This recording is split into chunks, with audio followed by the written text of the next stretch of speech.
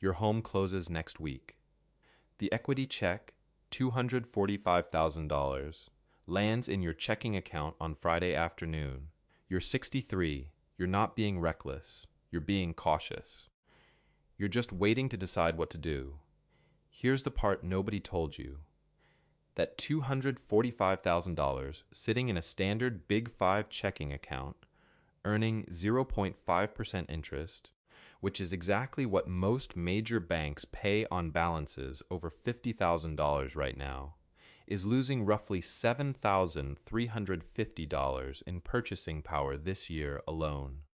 At 3% inflation against $245,000, the math works out that way. Meanwhile, your bank is lending your money out at roughly 4.5%. They're earning about $11,025 from your caution. You're earning $122. And then there's the second cost, the one almost nobody warns you about. That single deposit, if it sits there for 60 days without a clear declared source on your tax return, creates a data point. A single $245,000 deposit is not illegal. But if the CRA's data matching system sees that inflow and cannot connect it to a declared source, say your principal residence exemption was not properly filed, the system notices. Not a seizure, not a knock on the door, a data point. But data points compound, and most Canadians have no idea where the line between they noticed and they started asking questions actually is. By the end of this video, you will know exactly what $100,000 actually costs you in lost interest, in inflation erosion, in GIS benefits, and the one number that keeps your cash safe without creating a problem. That number is not $20,000. The number might surprise you. If you're 55 to 65, sitting on a cash lump sum, trying to figure out how to protect it without getting tangled in a system you didn't sign up for. That's exactly what this channel is built for. Hit subscribe so you don't miss the specific dollar amounts and timelines that apply to you. Let's start with a number. $100,000 in a standard savings account at 0.5% earns exactly $50 per year. Same $100,000 in a high-interest savings account, earning 3%, earns $3,000 per year. The difference is $2,950, and that's before we talk about what inflation does to the principal. Now, here's where most videos stop.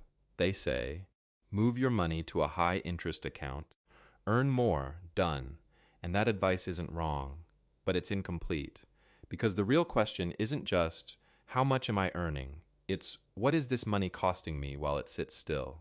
I want to tell you about Doug.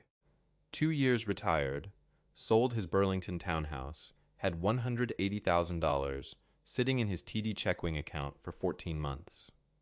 He wasn't being irresponsible. He didn't trust the markets, hadn't figured out GIC ladders, was still weighing his options. That caution, perfectly understandable caution, cost him roughly $7,200 in missed interest over those 14 months. On top of that, because he was also receiving a small GIS top-up, his financial advisor later flagged that keeping that balance inactive was generating a pattern in his banking record that looked like dormant funds. Not a legal problem, but a missed opportunity in more ways than one. So let's look at the actual math. $100,000 at 0.5% gives you $50 per year. $100,000 at 3% gives you $3,000 per year. That's a $2,950 difference every single year. Over 3 years, without compounding, that's roughly $8,850 in earnings you walked away from. The bank, meanwhile, was lending your $100,000 at 6% to 7% and earning somewhere between $6,000 and $7,000 from the same money you weren't using. And there's the inflation layer. Canada's inflation rate came in at 2.8% in May 2026. At 2.8%, $100,000 left untouched loses roughly $2,800 in real purchasing power this year alone. In 5 years at that rate, you've lost the equivalent of about $14,000 in what that money can actually buy. You still have $100,000 on paper, but you can buy noticeably less with it. Now here's the piece that gets people. The advice you hear everywhere says, move your money, put it in a high-interest account, you'll earn more. That's half true. What they don't tell you is that moving money can itself draw attention if you do it without a clear paper trail. Every dollar you move needs an auditable chain, not because you're doing something wrong, but because you need to give the system an answer before it decides to ask the question. The next section shows you exactly what the CRA and FINTRAC actually see when a lump sum moves through your account, and it's not what most people expect. Let's clear something up right away, because there is a lot of fear around this topic, and most of it is based on a misunderstanding. The CRA and FINTRAC do not flag large deposits. They flag unexplained deposits. That distinction is everything. A properly documented home sale with the principal residence exemption filed correctly, invisible to the system. An estate distribution where the funds came from a notarized will, invisible. An RESP that matured and the funds were transferred to your checking account before going into a GIC, invisible because there's a paper trail. What the system is built to catch is something different. Repeated, unexplained, cash-based transactions that follow the pattern of someone trying to avoid leaving a trace. Here's the scale we're actually talking about. In 2025, FINTRAC received approximately 39.2 million financial transaction reports of all types. Within those, there were 159,545 suspicious transaction reports. Reports filed by banks when something looks genuinely unusual. That's about 0.4% of all reports. Of those 159,545 STRs, FINTRAC shared intelligence with law enforcement in approximately 5% of cases. Run that math. The actual probability of a bank transaction on your account leading to any enforcement action is well below 0.1%. That is not a reason for zero concern, but it is context. Now here's something that matters for 2026 specifically. Bill C-12, which received royal assent in March of this year, strengthened anti-money laundering rules, including steeper penalties for financial institutions that miss suspicious activity. What that means in practice is that banks now file more reports, not fewer. Their automated systems are calibrated to flag edge cases rather than let anything through. More false positives, more reports on perfectly normal transactions. The banks would rather file a report on your grandmother's inheritance than face a $10 million regulatory penalty for missing a real laundering attempt. So what does that mean for you?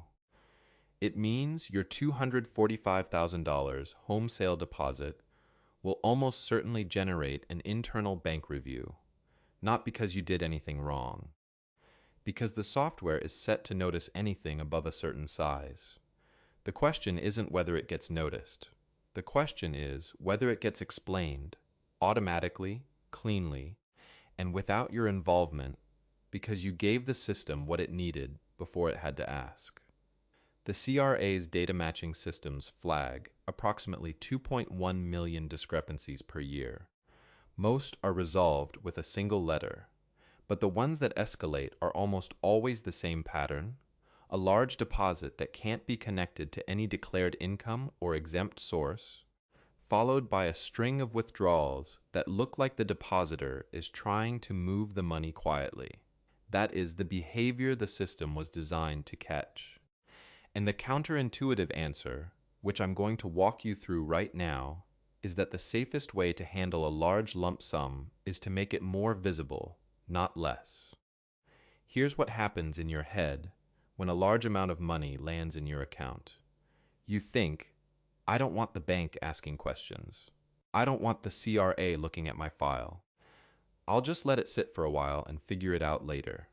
That is not laziness. That is not irresponsibility. That is a perfectly normal protective instinct, and it's one of the most common patterns I've watched play out with people in your situation. The problem is that in this system, invisibility is not safety. Invisibility is ambiguity, and the system is built to flag ambiguity, not transparency. I've seen people do this without realizing the exact cost.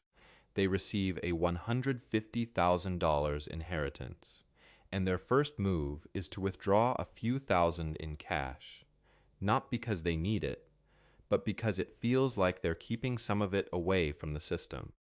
Or they split it between 3 different accounts, thinking that keeps the balance below whatever threshold they've heard about. Or they just leave it sitting, earning nothing, for 6 months while they decide. Every one of those moves is more visible than a single, clean, well-documented electronic transfer would have been. I used to think the same way. When I sold my first rental property years ago, the first thought that went through my head was, should I keep this in cash for a while? I don't want anyone asking where it came from. That instinct felt smart in the moment. It wasn't. I didn't fully understand then that the system is specifically calibrated to notice the behavior of someone trying to stay below the radar, not the behavior of someone who simply moved money with a clear paper trail. Here's the cognitive reframe that actually works. Instead of thinking, I need to keep this out of view, think, I need to give the system an answer before it has to come looking for one.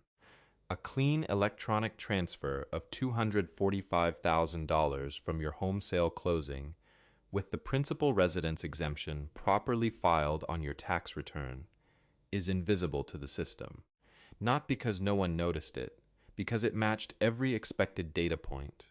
It looked exactly like what it was. A series of $4,000 cash withdrawals spread over 3 weeks because you've heard the threshold is $10,000. That looks like structuring. That is the pattern the software is trained to find. The withdrawals don't have to be criminal to get flagged. They just have to be unexplained. I used to believe that keeping money spread across multiple small balance accounts was somehow safer. Less attention, less scrutiny. I was wrong. The data shows that consolidated traceable accounts with a clear paper trail are far less likely to generate a review than fragmented, low balance accounts with no consistent transaction history. The system interprets fragmentation as evasion. It interprets consolidation with documentation as normal financial behavior. That is not intuitive. But once you understand how the system actually works, the right moves become much easier to see. You've probably heard the advice, keep $20,000 in checking, put the rest somewhere safe. That number is wrong for a retiree with a paid-off home and CPP and OAS coming in. Your real number is different, and the reason it's different has to do with how retirement cash actually functions, which is nothing like how working age savings function. Retirement cash needs to be layered by purpose. Not all of it does the same job, and mixing the layers, keeping it all in one place, or splitting it randomly, is how people end up either over-liquid with no earnings, or under-liquid when an expense hits. Here's the structure that works. Layer 1 is your emergency float. This is 1 month of living expenses sitting in your checking account. For a single Canadian retiree in 2026, Statistics Canada data puts average annual household spending for seniors at roughly $52,000 to $54,000, about $4,300 to $4,500 per month. So your emergency float is somewhere in that range. Call it $4,500. This money earns nothing. That's the cost of liquidity. No bank is going to file a report on $4,500 sitting in checkwing. That's a completely normal balance. This is the don't touch it. Don't think about it base. Layer 2 is your income reserve. This is 12 to 18 months of expenses in a high interest savings account or a cashable GIC. somewhere between $45,000 and $78,000 depending on your monthly spend. This is your income buffer. It earns 3% to 4%. It's liquid enough that if the market drops 20% in the next 6 months, you don't have to sell a single investment to cover your expenses. That protection is worth more than the interest rate. It's the most direct way to avoid sequence of returns risk in the first 5 years of retirement.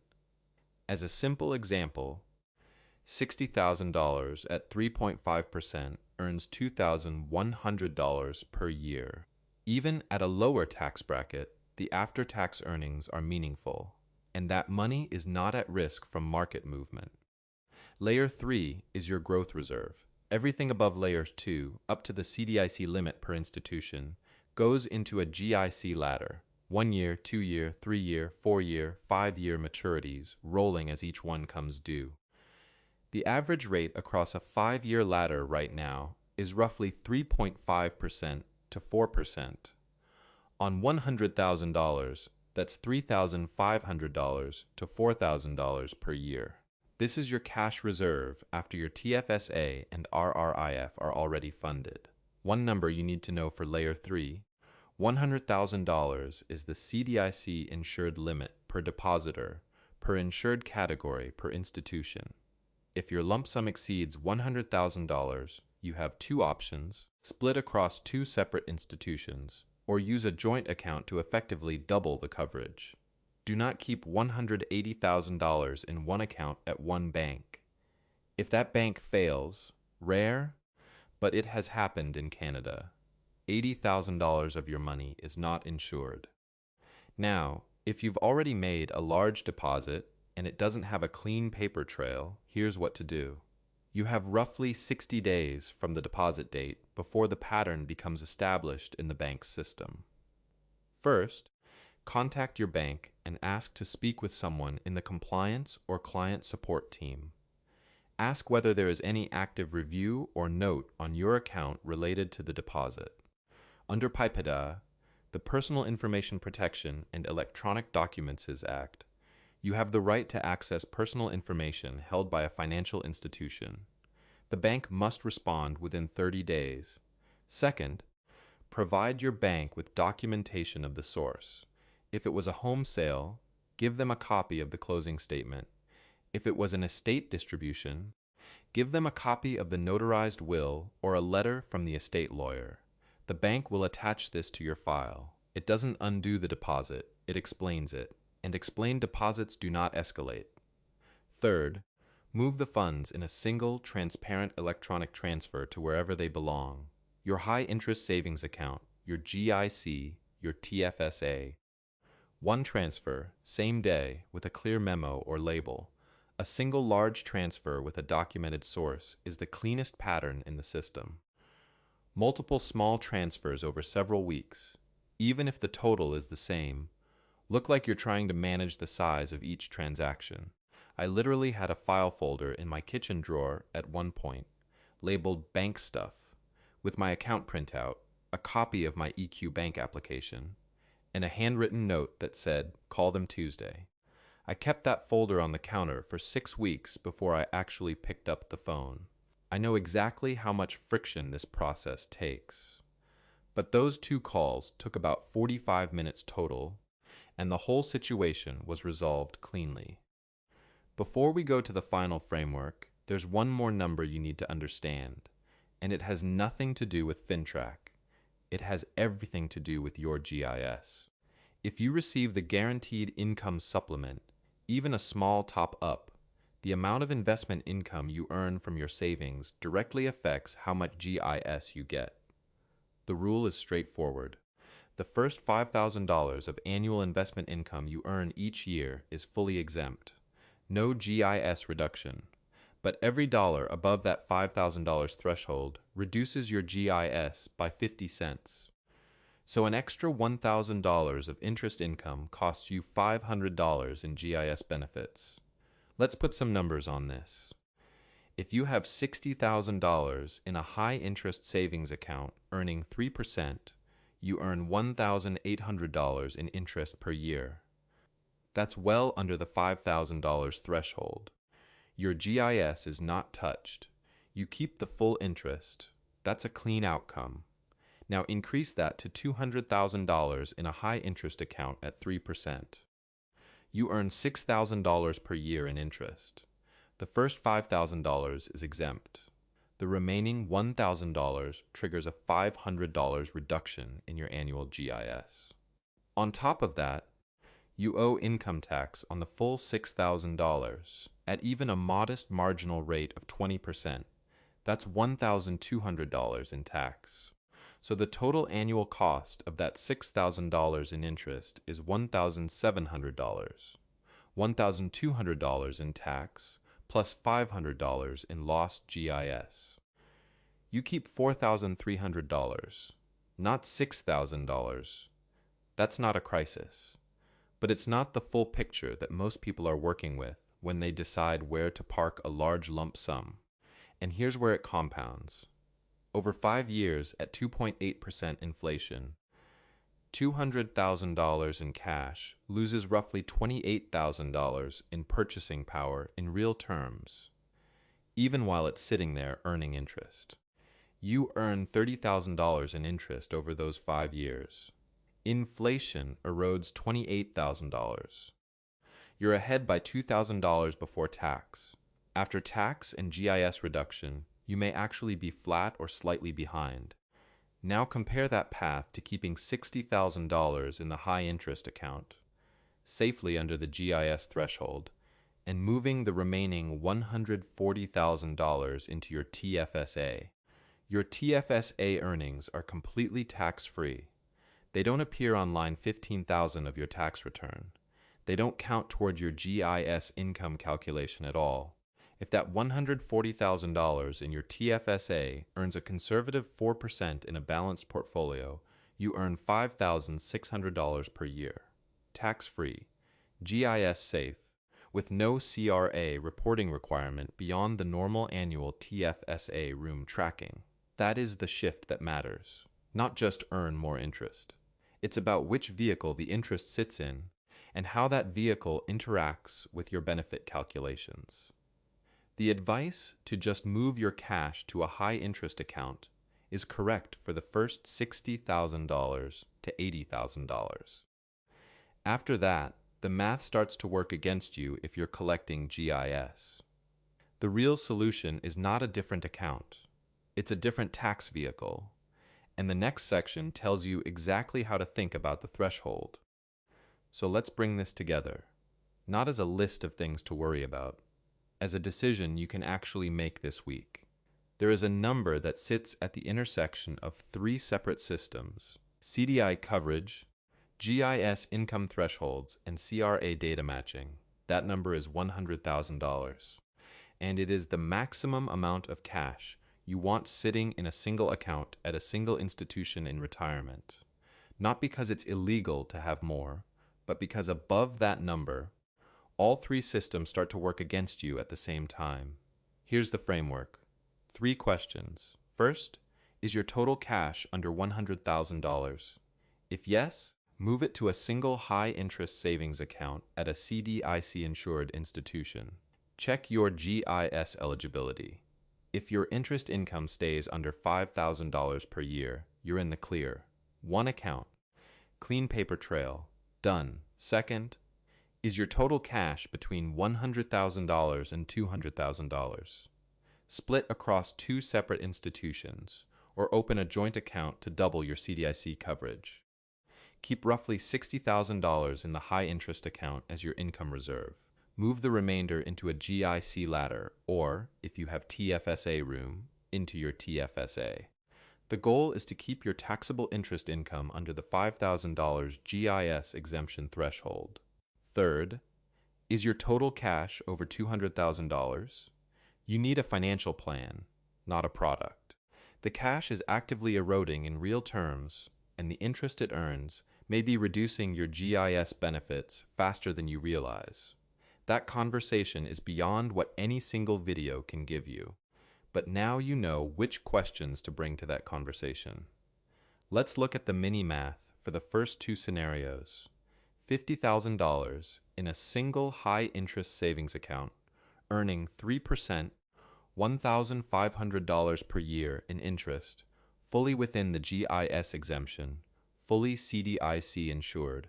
You're earning 30 times more than you'd earn in a standard checking account. That's the safe zone. For $150,000 split across two institutions, $60,000 at one bank in a high-interest account, $90,000 at a second bank in a GIC ladder, you're earning roughly $4,500 in total interest per year. If you're a single senior with no other investment income, that $4,500 is under the $5,000 GIS exemption. Your GIS is untouched. Your CDIC coverage is intact at both institutions. And the CRA sees two accounts, two institutions, with documented transfer records. That is the cleanest possible pattern. Now, about the FINTRAC concern, and the reason I started this video the way I did. The actual probability of a FINTRAC report on your bank account leading to any enforcement action is well below 0.1%. That is not a reason to be careless. It is a reason to be deliberate, not frightened. The correct response to that 0.1% is a single clean documented transfer, not 6 weeks of anxiety, not $4,000 cash withdrawals, not spreading money across accounts hoping no one looks. I don't know every detail of your financial situation. I don't know if you have a spouse, a rental property, or a defined benefit pension that changes the GIS calculation. But I do know that the $100,000 number is the right starting point for almost every retired Canadian, because it's the only threshold where CDIC protection, GIS exemption, and CRA data matching all align in your favor at the same time. If you've been sitting on a cash lump sum because the system feels like a trap, that is exactly why this channel exists. Subscribe to get the specific withdrawal order, the GIS exemption numbers, and the timelines that affect your retirement directly. I'll show you the math. You make the decision. 3 numbers. That's all this comes down to. $100,000, your maximum safe cash amount before the costs outrun the benefits. Below that number, a single high-interest account is all you need. Above it, the math starts to shift. $5,000, the annual investment income exemption for GIS, the line above which your benefits start to erode 50 cents at a time. Keep your taxable interest income under this number and your GIS is safe. 0.1%, the actual probability that any FINTRAC-related activity on your bank account leads to enforcement action. Not 0, but not you're in trouble. Not something that should send you to the bank machine to make $4,000 withdrawals 3 times a week. Here's the thing about standard retirement advice in Canada.